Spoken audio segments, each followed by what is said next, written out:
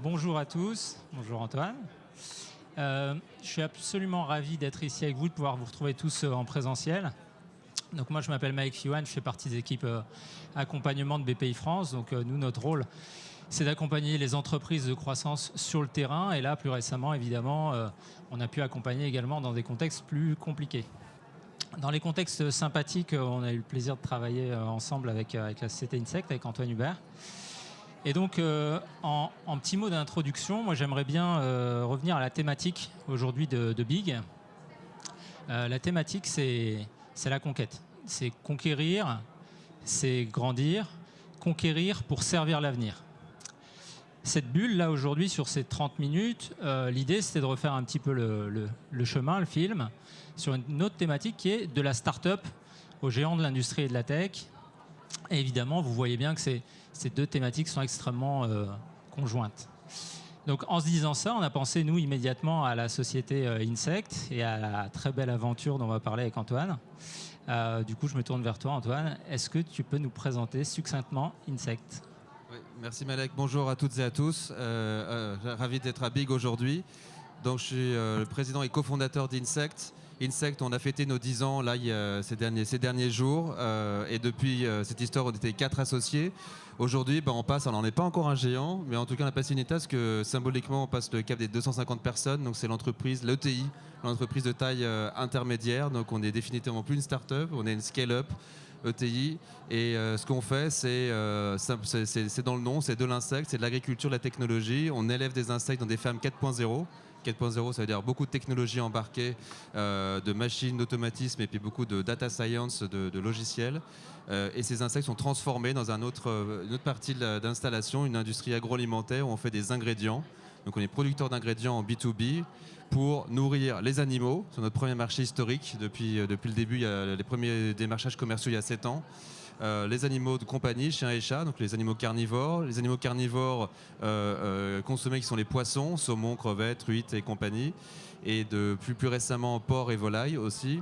C'est aussi la nutrition végétale. Les insectes, comme tout animal, quand ils mangent, qu'on leur donne des déchets agricoles et qu'on fait des protéines de ces insectes-là, c'est leur déjection. Leur déjection, ce sont des engrais organiques, donc qui sont bio, qui peuvent remplacer les engrais chimiques dans toute application, depuis les grandes cultures comme le maïs, le blé, mais tout ce qui peut aussi votre propre jardin, la vigne, le maraîchage. Et depuis peu, et notamment depuis le rachat d'un confrère aux Pays-Bas, il y a quelques mois, donc on s'est lancé dans la dernière grande verticale nutritionnelle qui est l'alimentation humaine, avec des protéines, justement le marché des protéines alternatives, où là on va depuis des barres énergétiques jusqu'à des burgers qui sont vendus aux Pays-Bas, au Danemark et en Allemagne aujourd'hui. Merci. Alors, moi j'aimerais bien du coup qu'on revienne aux fondations de Insect et quelque part à ce qui anime les Insecteurs, à ce qui t'anime toi depuis le départ. Est-ce que tu peux nous parler un petit peu de ça ? Oui, moi, personnellement, je suis ingénieur agronome. J'ai fait l'agro parce que je voulais bosser sur les thématiques environnementales. C'était déjà extrêmement inquiet jeune des enjeux climatiques et des enjeux biodiversité, disparition d'espèces. Je me destinais à la recherche publique. Je suis parti en Nouvelle-Zélande, d'abord aux Antilles pour un grand labo français, le CIRAD, puis après en Nouvelle-Zélande pour bosser aussi sur des grands enjeux environnementaux, de pollution agricole et d'appauvrissement des sols. Et c'est là-bas que j'ai découvert qu'on pouvait utiliser que les vers de terre étaient hyper utiles. J'avais vu dans mes études à l'agro, mais aussi on pouvait les utiliser pour faire du biomimétisme et recycler les déchets organiques. Au lieu de les envoyer à un incinérateur, en faire finalement du compost. Lors des déjections de ces vers, les utiliser dans nos applications agricoles. Et revenu en France, je suis rentré dans le conseil chez Altran pendant quelques années, mais en parallèle, j'ai monté une association parce que je voulais faire quelque chose qui soit essayer de changer la façon dont les jeunes pensaient ou les moins jeunes. Et donc avec quelques collègues comme moi hyper impliqués qui voulaient essayer de faire les choses différemment. Il y avait tout un réseau qui s'appelait les Green Drinks à l'époque dans Paris, des rencontres officieuses où des gens dans les grands groupes, des institutions, des startups, des ONG se rencontraient. On croisait des gens comme Cyril Dion déjà à l'époque, qui est devenu après effectivement extrêmement visible avec le mouvement Colibri notamment. Et ben ça, ça nous a permis effectivement de travailler sur et de rencontrer, de phosphorer, puis un jour, en fait, arriver sur le sujet Insect, parce que de cette association qu'on a créée pour aller dans les écoles, pour essayer de reconnecter les jeunes à l'origine et le devenir de leur assiette, et donc après être valorisé par des vers de terre dans des écoles avec notamment le partenaire Elior. On travaillait beaucoup avec eux, on est dans des centaines et des centaines d'écoles en France. Ce projet associatif, à côté, volontaire, à côté de nos emplois, nous a amené à nous poser des questions et vraiment comme une start-up studio après travailler à des modèles et se lancer finalement un moment dans aussi sortir du non-profit vers du profit en disant qu'on pouvait aligner l'environnemental avec l'écologie. En fait, ça pouvait se faire si on changeait l'amont, vraiment de production. Les ONG, les associations et énormément d'entreprises changent la façon dont on consomme, ce qui est important. Mais il y a peu, j'ai vu une étude de l'Agence internationale de l'énergie qui montre que pour le climat, le changement des pratiques du consommateur, c'est entre 5 et 10% de la façon dont ça va gérer le changement des émissions climatiques. 5 à 10. Donc tout l'enjeu, il est sur l'amont, dans la façon dont on produit l'énergie primaire et puis les moteurs après, mais c'est aussi dans toute l'agriculture. Et il y a effectivement énormément de sujets de communication qui sont faits partout dans les médias, qui essaient de tous nous culpabiliser en tant que consommateurs à recycler, éteindre la lumière, etc. etc. C'est bien, mais en fait l'enjeu il n'est pas là, il est vraiment sur l'amont. Et donc on s'est effectivement lancé sur ce projet en disant qu'on pouvait non seulement changer la façon dont les consommateurs achetaient des produits alimentaires, plus de saison, etc., mais que les insectes allaient jouer un rôle majeur dans l'alimentation de demain et qu'il fallait les produire pour qu'ils soient, pour le mettre sur le marché, qu'ils existaient que dans des pays tropicaux en consommation traditionnelle, alors qu'ils pouvaient avoir une place à la base de la chaîne alimentaire dans tout le vivant. Et ils ne sont pas dans nos économies, donc il fallait inventer la technologie. On s'est lancé sur une feuille blanche, aucune techno, on venait pas d'un labo, pas de brevet, et c'est comme ça, avec les bonnes personnes, mes associés, rencontrés au bon moment, sur les bons enjeux, que c'est parti à ce moment-là, il y a 10-11 ans maintenant. Alors, on sert une cause, au fond, chez Insect, mais il y a une forme de réalisme business. Est-ce que tu peux nous parler d'un point de vue économique et efficacité des premiers gènes, et sur les autres thématiques aussi, hein, mais ce que tu penses avec le recul être les premiers gènes de la réussite dans la start-up? C'est vrai que l'engagement sur les aspects environnementaux, on a tout de suite très vite que ce serait pas comme ça qu'on convaincrait des clients. Il n'y aurait pas de premium de prix. Le premier enjeu, c'était d'arriver avec des produits qui aient un intérêt pour les clients, un intérêt technique, nutritionnel et à un prix compétitif. Et c'est pour ça que très tôt, on a recruté un directeur commercial qui venait du monde justement de l'alimentation animale et son discours commercial ne parlait même pas du tout d'enjeu de climat. C'est un produit, c'est un ingrédient qui a une composition en protéines, qui répond à vos besoins. Vous n'avez pas besoin de changer vos machines, vous, producteurs d'aliments. Ça rentre très bien dans une composition. On a commencé à travailler avec des laboratoires publics, avec l'INRAE, avec les laboratoires norvégiens sur le saumon, thaïlandais sur la crevette, et on a investi comme ça des millions au cours du temps pour comprendre en quoi nos produits étaient intéressants, techniquement, scientifiquement, nutritionnellement, avoir des vrais arguments scientifiques et ensuite les apporter à des clients. Et pour effectivement lever ce verrou commercial, parce que beaucoup d'acteurs comme la FAO, voilà, l'ONU pour l'alimentation, des scientifiques, des entrepreneurs, étaient surtout les insectes c'est bon pour l'environnement, donc c'est bon, ça va rentrer sur le marché, c'est le tapis rouge, c'est facile.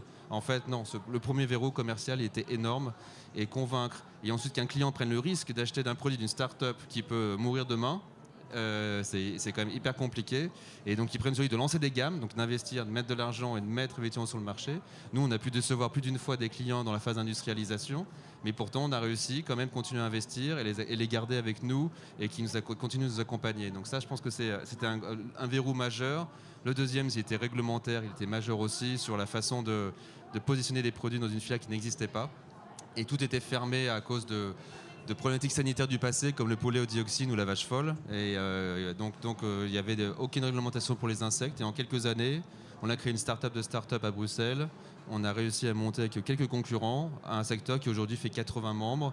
Et on a ouvert 5 ou 6 marchés, l'alimentation des poissons, des porcs, des volailles, des engrais, de l'alimentation humaine qui n'existait pas. Donc on a donné un cadre réglementaire en travaillant vraiment en partenaire avec la Commission européenne, avec les différents États membres, lever ce verrou-là, et après évidemment le verrou de l'industrie qu'on pourrait discuter, mais tout ça, ça a mis effectivement beaucoup de temps. Une start-up deep tech comme la nôtre, ça ne peut pas se faire en 2-3 ans, ça doit commencer de très tôt, et avec les bons accompagnements, l'incubateur Deep Tech Agoranov, les premières subventions de BPI qui nous ont sur la première étude de marché, la première étude brevet.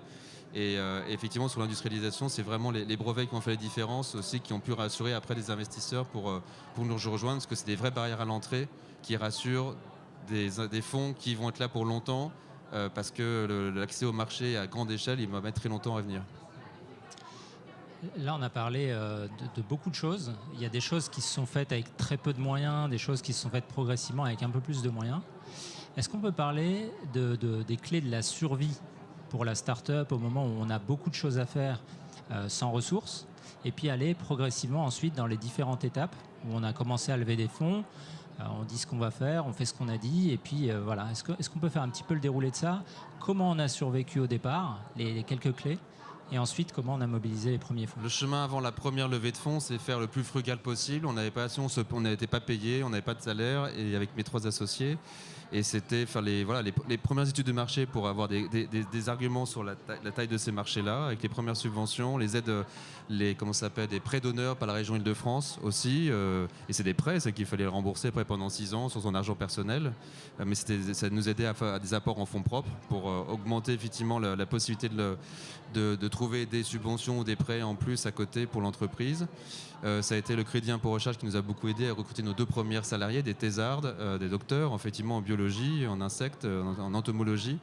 Donc ça a été faire quelques études clés, être dans un incubateur, élever nos tout premiers insectes dans un laboratoire, la première étude sur les brevets, l'environnement brevet, qu'est-ce qu'on pouvait breveter. Et après, c'était entre 2012 et 2013, quelques concours, remporter des prix et qui validaient encore plus montrer qu'on n'était pas les seuls à penser que c'était une bonne idée. Des jurys reconnaissaient, des jurys d'experts, et pour arriver à lever notre premier tour de table début 2014. Donc là, c'était assez peu de choses. Honnêtement, le monde ça s'est tellement structuré en France depuis. Ce qu'on avait à l'époque, aujourd'hui, je pense qu'on serait incapable de lever 2 millions, comme on l'a fait à l'époque. Parce qu'aujourd'hui, pour lever 2 millions, il en faut beaucoup plus. Le monde, c'est devenu beaucoup plus, c'est plus compétitif, mais c'est devenu plus qualitatif. Aujourd'hui, le monde des startups et les investisseurs aussi. Tout s'est professionnalisé, tout est monté en gamme. Et pour avoir 2 millions aujourd'hui, il en faut quand même plus que ce qu'on a pu avoir à l'époque. Ouais, ça prête à réflexion. Au niveau du coup des premières levées de fonds, les 3 premières, est-ce que tu peux nous rappeler combien on a levé et à chaque étage, comment grandissait le projet industriel? On a fait 3 levées en 2 ans à peu près. Donc début 2014, 2 millions avec le fonds Demeter, qui est un grand fonds effectivement de clean tech, et des Emertech qui les avaient rejoints après. Ça, c'était pour financer plus de R&D. On s'est installé au Génopôle à Évry. On a pu avoir des infrastructures de recherche plus importantes. On a pu notamment tester plein d'espèces d'insectes pour se dire est-ce que les insectes c'est bien? Il y a 1 million d'espèces. Laquelle on va choisir, et donc on s'est focalisé très rapidement sur un scarabée en travaillant avec un partenaire qui était un petit éleveur depuis 20 ans, qui finalement on a un peu racheté, qui nous a rejoint avec sa connaissance et quelques assets un entrepôt qu'il opérait vers le Jura. Et ça nous a permis après de convaincre un deuxième investisseur, un deuxième tour de table, un fonds singapourien, New Protein Capital, 9 mois après, pour financer finalement déjà un scale-up. En parallèle, on a vu le concours mondial de l'innovation que BPI avait opéré avec l'État, et qui nous avait permis d'accélérer aussi dans le prototypage. On avait à ce moment-là commencé à faire l'externalisation, tester dans des halles technologiques, donc dont Amiens déjà à l'époque, des premiers essais là-bas pour transformer nos insectes et voir ce que ça donnait en produit fini à plus grande échelle, pour faire la conception d'un premier grand site en modèle réduit, qui est ce site de démonstration dans le Jura. C'est cette première ferme verticale où toutes nos technologies étaient regroupées, et dont on a fait vraiment financer la fin des travaux et toutes les opérations grâce à l'arrivée de BPI, le fonds Écotechnologie, et un fonds suisse aussi en impact qui s'appelle Quadia. Et donc on a pu comme ça après dérouler. Donc ça a été 2 millions, 6 millions et à peu près 15 millions qui ont été faits entre début 2014 et fin 2016, au moment en plus où était le signal de l'ouverture du marché des poissons au niveau réglementaire. Donc à partir de 2017, on a pu accélérer au niveau de l'industrialisation. Quelques points clés pour nos amis start-upers sur ce qui a vraiment aidé à convaincre les investisseurs, les auditeurs à chaque étape. Le premier tour, comme je disais, on n'avait finalement pas grand-chose, donc c'était l'équipe, c'est juste la complémentarité de nous 4, un ingénieur, Jean-Gabriel, qui est de Polytechnique et a beaucoup d'expérience dans l'industrie, Fabrice qui est plutôt de la data science, Alexis dans l'essai, donc au modèle économique, business plan, et moi de l'agronomie, la technique, et très complémentarité technique, complémentarité de caractère, et puis une ambition, je pense qui a plu, et ce qui a plu aussi au deuxième tour à New Protein Capital, c'est l'ambition claire de devenir un leader mondial, et que c'est pas un leader français ni un leader européen, et ça c'est quelque chose qui est fondamental pour lever beaucoup d'argent dans une filière très capitalistique. Il faut aller chercher des marchés très profonds. Et il faut avoir une ambition d'être là et de durer longtemps et pas de viser un exit très tôt, d'une revente et autres. Donc je pense que ça, c'était les premiers arguments. Les études brevets qu'on a fait au début ont été clés pour montrer notre stratégie brevet. Et la stratégie, elle n'a pas dévié, elle s'est enrichie. Mais on a très vite constitué un comité brevet avec des partenaires comme le cabinet Santarelli et à qui on a fait toute une roadmap. Et depuis, on a ces 300 brevets qui ont été déposés et qui nous donnent des positions majeures. C'est plus d'1 million d'investissements par an sur le sujet, en dépôt de nouveaux brevets d'extension dans des dizaines et des dizaines de pays. Donc ça, effectivement, c'était clé. Donc aussi au troisième tour, c'était le fait d'avoir fait toute l'ingénierie et débuté la construction. Voilà, il y avait un vrai milestone. Et c'était pour ces fonds BPI et Quadia, le fait d'aller nous aider à faire tourner ce site-là pour aller vraiment chercher les contrats commerciaux. Et donc ils ont été rassurés par les aspects déjà, vraiment encore une fois, scientifiques, équipe, déjà marché, brevet qui était déjà bien avancé à l'époque. Donc là, ça veut dire on a quand même fait beaucoup de choses, parce qu'il y a donc on en est à la tranche de 14 millions d'euros. On a un gros projet qui consiste à monter un démonstrateur industriel. D'ailleurs, je crois qu'on a une jolie petite image. Ça ressemble à la PME. C'est à Dole, c'est ça ? C'est à Dole dans le Jura, ouais, tout à fait. On monte ce projet. En même temps, on est en train de bosser sur de l'IP, sur de la R&D. En même temps, on est en train de grandir. On recrute. On est une petite équipe dirigeante. Comment ça se passe ? Comment on gère tout ça ? Donc là, je pense à ce moment-là, on commençait à être une 50aine de personnes. On avait constitué un comité de direction, mes 3 associés. Moi, j'ai donc en CEO avec donc le directeur commercial, une directrice R&D, un directeur technique. Et puis à la fin, je pense c'était après. Non, c'est après l'arrivée de notre directrice financière, mais on a effectivement structuré un petit peu les choses, mais c'était pas encore hyper structuré. Peu de process, peu de méthodes. Voilà, une start-up qui fait ce qu'il peut, comme il peut, au mode un peu tous couteau suisse, pour avancer à la fois du front des clients, l'industrie et les enjeux réglementaires, effectivement, avec de nombreux passages à Bruxelles. Donc on était encore, effectivement, tous à peu près ensemble à Évry. Une petite équipe qui commençait à démarrer, effectivement, à Dole, dans le Jura. Voilà, donc c'était encore un peu plus, assez proche. Et depuis, ça a bien changé. Ouais. Ouais. Et pourtant, on a réussi quand même à construire dans ce temps-là un très joli projet. Alors là, ce que j'aimerais, c'est qu'on parle de la dernière levée de fonds. Tu nous dises un petit peu des éléments d'échelle, et puis on va en venir après au point clé sur le projet industriel. La dernière levée, on l'a faite, c'est 372 millions de dollars, qui est un mélange de capital, d'equity et de dette. Et ça, c'était pour financer finalement l'aboutissement de l'industrialisation, qui est ce site majeur qui est celui d'Amiens, qui est le flagship, qui est l'aboutissement à l'échelle de nos technologies. Donc c'est un site, je ne sais pas si tu as vu l'image, qui est implanté dans la banlieue d'Amiens. Donc c'est le même modèle, mais à échelle, où on atteint là en projection la rentabilité. On atteint des grands volumes, c'est qu'on peut livrer vraiment des clients. Les clients, c'est des clients dans des mondes quand même très vastes. Chaque client peut prendre des milliers de tonnes, donc il faut qu'on soit sur des dizaines de milliers de tonnes de production pour ne pas dépendre que d'un client. Donc ça a été après un immense challenge technologique qu'on a démarré finalement en réflexion dès 2018. C'est la levée, c'est fin 2016. Donc même dès 2017, des premiers prémices, pendant qu'on commençait à faire tourner vraiment nos sites dans le Jura, à commencer à comprendre, tiens, ça marche bien comme ça marche pas du tout. Il faut changer ces machines, il faut opérer différemment. Les postes, on ne sait pas comment les staffer. On change les fiches de description des différentes opérations, parce qu'on ne savait pas vraiment quoi faire, quels étaient les vrais besoins. On utilisait des intérims, mais un peu compliqués. Et c'est à partir de vraiment 2018 qu'on a accéléré sur une ingénierie avec des grands cabinets comme Ingerop qui nous ont rejoints, puis après le groupe Technip en maîtrise d'œuvre, pour nous accompagner dans un projet d'une très grande complexité, hein, largement au-dessus de 100 millions d'investissements. Et donc derrière, c'est un défi technologique, c'était aussi un défi financier parce que le mélange de capital et de dette associée, qui est un peu un poule et l'œuf, les banquiers attendaient que les investisseurs aient investi, et les investisseurs voulaient être sûrs qu'il y ait la dette qui soit présente, donc ça a été compliqué. Donc on a fait cette levée de fonds à partir, je crois, de mi-2018 et en courant 2018 et on l'a closé début 2019. Donc, et on avait fait en fait un premier closing, donc avec des investisseurs surtout européens, avec le fonds notamment Astanor, mais BPI, Large Venture à ce moment-là est rentré au capital, mais des banquiers également, Crédit Agricole aussi en capital, le fonds Idinvest, Euraseo. Et en fait, simplement, on avait des grosses ambitions internationales, on avait plusieurs fonds déjà aussi asiatiques, de Singapour et de Hong Kong dans ce tour de table, et il nous manquait l'Amérique du Nord. Donc en fait, on a laissé un peu le tour ouvert, on a continué à prospecter aux États-Unis. Il faut dire qu'une des prochaines fermes, elle sera aux États-Unis, c'est un immense marché, c'est aussi un grand marché de capitaux.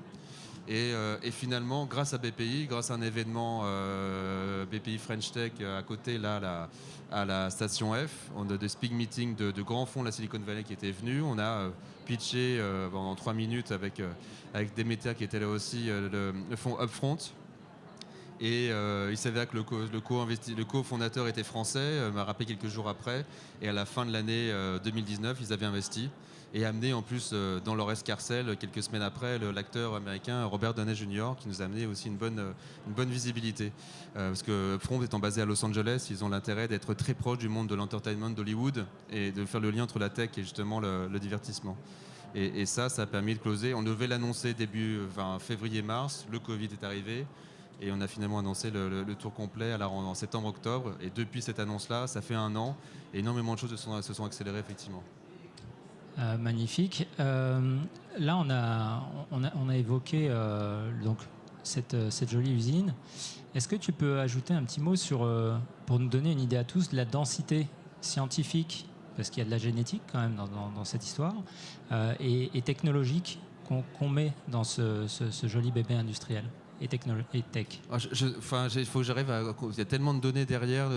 On me disait, hier, il y avait 600 fournisseurs, 800 équipements dans cette installation.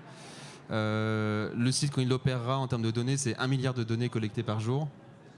Donc c'est extrêmement... c'est pas que des machines qui fonctionnent, il y a tellement de flux à gérer, d'insectes qui sont derrière. En fait, tout ça, c'est de la ferme verticale où les insectes sont stockés dans des bacs, en fait, superposés. Ça ressemble finalement à une ruche renversée. Les ruches, c'est des plateaux comme ça. Nous, c'est des plateaux comme ça, avec tout un système très complexe thermodynamique derrière qui maintiennent la température, l'humidité à l'intérieur.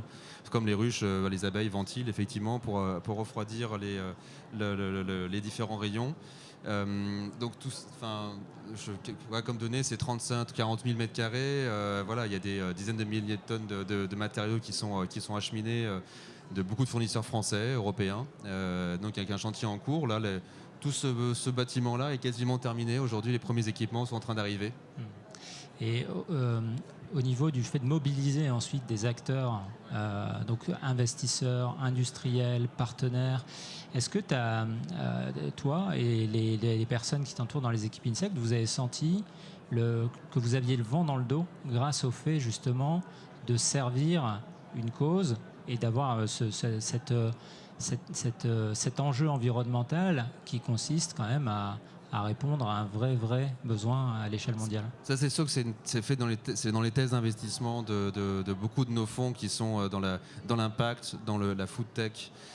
Mais c'est pas que ça. Alors chez les banquiers aussi, c'était très important ce côté-là pour le Crédit Agricole, la caisse d'épargne des Hauts-de-France, BNP, Crédit Mutuel, Arkéa nous a suivis. C'était aussi pour cette thèse-là, mais c'est encore une fois parce qu'il y avait une vraie demande commerciale, une vraie demande cliente concrète. Des clients achetaient d'abord pour leur raison nutritionnelle. On a 110 millions de contrats signés, fermes, avec des prix, voilà, c'est du prix, c'est du volume, c'est de la qualité. On a 700 millions dans le pipeline aussi derrière, et un marché qu'on a confirmé depuis peu par une grande étude du BCG qui est de minimum 3-4 milliards jusqu'à 20 milliards dans les meilleures considérations, spécifiquement pour l'insecte qu'on élève, de marché où on a toute la propriété intellectuelle. Donc effectivement, on a un boulevard maintenant pour délivrer, mais c'était en 2 ans, on a dû énormément se se staffer, de se structurer. Sur le chantier technique, a effectivement énormément apporté, avec la dizaine de fournisseurs. Sur le chantier, là, c'est 400 personnes au quotidien qui travaillent, mais ça a été des cinquantaines d'ingénieurs chez Technip pour travailler sur la conception avec nous, quelques dizaines d'ingénieurs chez nous. Donc c'est des dizaines et des dizaines de milliers d'heures de travail pour arriver effectivement à ce projet. Et maintenant, effectivement, c'est comment, le plus vite possible, livrer ces clients qui nous attendent. Ils sont déjà livrés depuis nos sites de Jura et des Pays-Bas, mais donc la complexité technologique, le soutien des investisseurs. De plus en plus, on a cette demande environnementale, mais c'est pas non plus ça qui fait le changement, même si depuis un an, depuis quelques rapports avancés du GIEC, il y a quand même une cristallisation, une angoisse. C'était à Davos en début 2020, le dernier voyage avant le confinement, grâce au Next 40 et justement au label du gouvernement, pu rencontrer beaucoup de monde et sentir à quel point il y avait un basculement chez les investisseurs, d'une angoisse aussi. Les investisseurs, c'est des gens qui gèrent des risques, et que le risque climatique, on est intégré. Et donc comment on reflèche nos investissements, on les sort de certains secteurs et on va les mettre dans d'autres secteurs, mais à condition que le marché, le sous-jacent et la technologie, les barrières à l'entrée sont bien là. Ouais, logiquement, on a de quoi les rassurer. On va se garder 3 minutes pour les questions dans la salle, s'il y en a. Vous pouvez commencer à y réfléchir. Toute dernière question, c'est sur le leadership, parce que là, on est quand même sur une très très belle aventure où on démarre petit et on se retrouve très nombreux et on emmène beaucoup de monde avec nous. C'est quoi pour toi, avec encore une fois le recul, on n'est pas encore arrivé, mais on a déjà fait un petit bout de chemin. C'est quoi les clés pour l'équipe dirigeante ou pour le dirigeant du leadership pour réussir une aventure comme celle-là? Pas de recette spécialement magique. C'est déjà en leadership, on a renforcé très fortement l'équipe de direction. Moi, j'ai fait venir des gens de grands groupes très structurés qui ont justement des process. C'est derrière, moi, je me fais accompagner en leadership, depuis quelques années, effectivement, par différentes personnes qui m'ont aidé à progresser, parce que sinon, en fait, on reste dans le jeune entrepreneur scientifique, technique, et on n'a aucune idée, effectivement, comment gérer toutes les parties prenantes, tous les enjeux. Donc, il faut absolument grandir avec la boîte. Si on grandit moins vite, à un moment, on n'est plus la bonne personne. Et j'espère effectivement être là encore effectivement un bon moment et continuer à aider, à amener cette vision-là et la concrétiser après en exécution avec une équipe qui délivre. Donc c'est aussi travailler en groupe avec notre COMEX, justement, accompagner aussi ce leadership et comment après on transforme encore une fois cette vision, cette exécution jusqu'aux managers, jusqu'à toutes les équipes. Là on sort de 2 jours de séminaire pour nos 10 ans, où on a travaillé, on a fait un certain nombre d'ateliers et on a partagé toute la stratégie qui est claire pour nous pour les 20 prochaines années. Et on l'a décomposé en plans très clairs, annuels, trisannuels, etc. Et comment l'essentiel, bosser en une collectivité, maintenant avec des Néerlandais, une cinquantaine de Néerlandais, des premiers Américains. On a un défi culturel aussi. Donc c'est comment on est une ETI, on a des process très cadrés, très disciplinés pour gérer beaucoup d'argent avec des enjeux forts. Mais comment on garde l'agilité de la start-up, la scale-up, pour continuer à capter des opportunités, capter des nouveaux marchés et comme avancer vite par pragmatisme et pas s'enfoncer dans la bureaucratie. Merci Antoine. On va prendre 1 ou 2 questions dans la salle. Alors j'ai déjà le micro. Merci Antoine pour ton partage. Une question corollaire à ce que tu dis sur le leadership. J'aimerais que tu nous parles un peu de l'expérience humaine. C'est pas évident d'embaucher à marche forcée. C'est pas évident d'avoir une trajectoire exponentielle sans cramer personne, parce que finalement, si on construit un géant en cramant tout le monde, ça sert à pas grand-chose. Et puis que si on a le temps, tu nous parles aussi du partage de la valeur créée. Je sais que tu as communiqué sur l'actionnariat salarié, des choses comme ça. Donc sur le scale, les embauches, pas cramer tout le monde, et sur l'intéressement à la valeur créée. Ouais, c'est un peu finalement sur la vision de leadership. Mon boulot, c'est constamment essayer d'aligner tout le monde dans le même sens. Mes équipes, les actionnaires, les clients, les fournisseurs, les institutions, les ONG. Dès qu'il y en a qui dévient d'un côté, c'est ce que Elon Musk disait, aligner les vecteurs. Et donc ça prend beaucoup de temps, effectivement. Et donc c'est beaucoup de répéter aussi un peu la vision et essayer de la mettre pas qu'à 10-20 ans, mais aussi à plus court terme. Donc ça prend beaucoup de temps, cette communication interne-là. Et après, c'est montrer que on a des bons produits qui sont pertinents pour l'environnement, mais ça, on l'a démontré. Donc c'est montrer que derrière ce côté green, c'est pas du greenwashing, c'est énormément de méthodes, des analyses de cycle de vie, tout un département impact qui est structuré, très profond, intégré dans nos logiciels en termes de mesure du bilan environnemental au quotidien. C'est finalement des actions sociales fortes sur le congé paternité à 10 semaines, c'est 35% de revalorisation sur les bas salaires pour les opérateurs, pour tout ça pour montrer que c'est une cohérence. Et derrière, effectivement, en marque aussi employeur, on voit une vraie différence depuis 1 an ou 2. L'attractivité, le nombre de CV aussi qui sont déposés par offre n'a rien à voir à ce qu'il y avait effectivement il y a 2-3 ans. On avait parfois vraiment du mal à recruter des personnes. Aujourd'hui, en France, beaucoup moins. Et là, par contre, depuis l'acquisition aux Pays-Bas, on voit qu'aux Pays-Bas, beaucoup de difficultés. On va devoir investir beaucoup, justement, en visibilité, en expliquer ce qu'on fait, investir sur le terrain pour recruter toutes ces personnes. Et des gens de plus en plus expérimentés. Donc, je parle du top management. J'ai recruté quelqu'un, un membre du COMEX d'Engie, par exemple, qui est dans un très grand groupe aussi agroalimentaire. Donc ça, c'est une chose, mais c'est tous les compétences de middle management et d'expertise. Des personnes plutôt de la 35-40 ans. Alors qu'avant, on était surtout sur des gens sortis d'école, hyper dynamiques, qui sont toujours là, mais qui manquent d'expérience aussi. Donc ces personnes-là, faut leur montrer aujourd'hui le sens qui est à la fois la signification et la direction. Effectivement, ça voilà, c'est fini. Et l'actionnariat salarié fait partie du partage de la valeur. Bien sûr, les BSPCE l'étaient le plus début. On l'avait largement distribué à tout le monde, à 100% de nos équipes jusqu'à un moment. Après, c'était plus trop compliqué vu le nombre. Mais on l'a absolument converti vers l'actionnariat salarié qui nous a pris du temps. C'est pas facile à créer. C'est pas comme l'intéressement d'un grand groupe, ça n'existe pas. Donc trouver le bon modèle pour répartir et que une personne même à 1 euro puisse devenir actionnaire si elle n'a pas les moyens de la société d'être associée au moins émotionnellement effectivement à l'entreprise au-delà de son salaire. Donc je ne sais pas si j'ai répondu à la question, mais c'est effectivement un peu de tout ça. Merci Antoine. On remercie en même temps les Insectors qui ont construit tout ça. Ah bah ouais, c'est clair. En synthèse, sans eux, on serait nulle part. En tout cas, on a mis de la science, on a mis de la conscience, et puis on sert l'avenir. Merci à tous. Merci.